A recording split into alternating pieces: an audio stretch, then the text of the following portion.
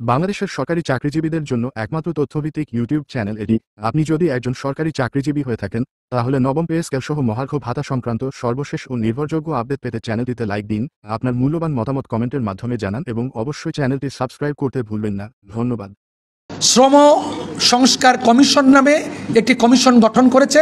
কালকে আমাদের চেয়ারম্যান সুলতান ভাই এখানে আসছিলেন, এখানে মানে অন্য এক জায়গায় যে প্রোগ্রামটা ছিল। আমাদেরকে সরকার দায়িত্ব দিয়েছে যে সরকার অবগত আছে যে শ্রমিকরা ভালো নাই, এই শ্রমিকদের ভালো করার জন্য তারা কিছু করতে চায়। এই সরকার গঠিত হয়েছে বৈষম্য নিরসন করার জন্য, কিন্তু আমরা কি দেখতে পাই? আমরা দেখতে পাই আমাদের দেশে বিশেষ করে আমাদের শ্রমিকের জন্য, কর্মচারীদের জন্য বৈষম্যে আমরা নিমজ্জিত হয়ে আছি। 22টা গ্রেড, 22টা।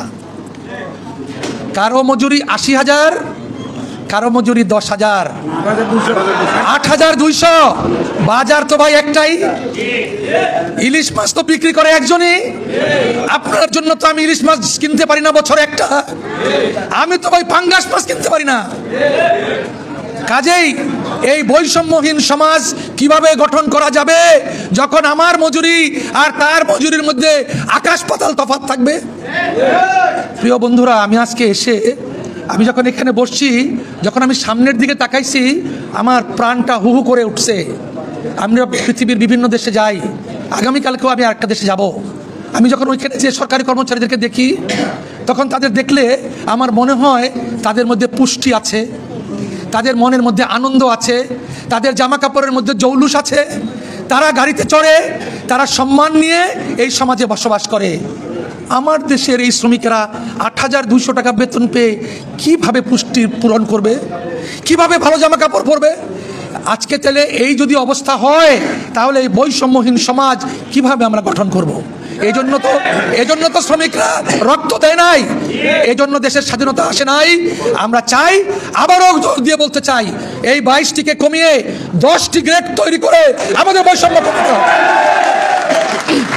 প্রিয় বন্ধুরা, কর্মচারী সমন্বয় পরিষদের যে 5 দফা দাবি আমরা এখানে দেখেছি, তার মধ্যে একটি আমি বললাম। এরপরে আছে টাইম স্কেল, সিলেকশন গ্রেড, এগুলো সবাইকে দিতে হবে। আমাদের কমিশনের কাছে, কমিশন গঠন করার পরে আমরা শ্রমিকের কথা শুনতে চেয়েছি, কর্মচারীদের কথা শুনতে চেয়েছি। কাঁধে ঝোলা ব্যাগ নিয়ে দেশে দেশে ঘুরে বেরিয়েছি, টেকনাফ থেকে তেঁতুলিয়া, রূপসার থেকে পাথুরিয়া, চারণের বেশে দেশে দেশে ঘুরে আমরা মানুষের কথা শুনেছি, শ্রমিকের দুঃখ দুর্দশার কথা শুনেছি। আমরা দেখেছি মানুষ কত অসহায়, শ্রমিকেরা, কর্মচারীরা কত অসহায়। আমরা এই অসহায় থেকে মুক্ত জীবন চাই, আমরা ভালোভাবে বাঁচতে চাই। পুত্র, কন্যা, স্ত্রী, বাবা মা, পরিজনদেরকে নিয়ে আমরা একটা সম্মানজনক জীবনযাপন করতে চাই। প্রিয় বন্ধুরা, এই কাজটি করবার জন্য আমাদেরকে ঐক্যবদ্ধ হইতে হবে, আমাদেরকে দৃঢ় কণ্ঠে ঘোষণা করতে হবে, দুনিয়ার মজদুর এক হও, দুনিয়ার মজদুর। এইভাবে আমাদের স্লোগানে স্লোগানে মুখরিত করতে হবে। আমাদের দাবিগুলোকে আমাদেরকে ঘোষণা করতে হবে। দাবি আদায় না হওয়া পর্যন্ত শ্রমিকেরা, কর্মচারীরা রাজপথে থাকবে। তারা তাদের দাবি আদায় করে তবেই তারা যাবে। নোমানুজ্জামান এবং যারা আপনাদের নেতৃবৃন্দ আছেন, সভাপতি, সাধারণ সম্পাদক, তাদের নেতৃত্বে আমরা দুর্বার আন্দোলন গড়ে তুলে আমরা আমাদের দাবি আদায় করে ছাড়বো, এই প্রত্যয় আমরা ব্যক্ত করছি।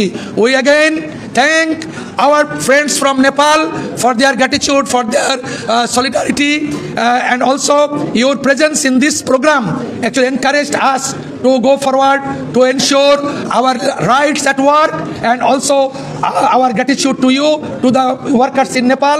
Please convey our best wishes to the workers of Nepal.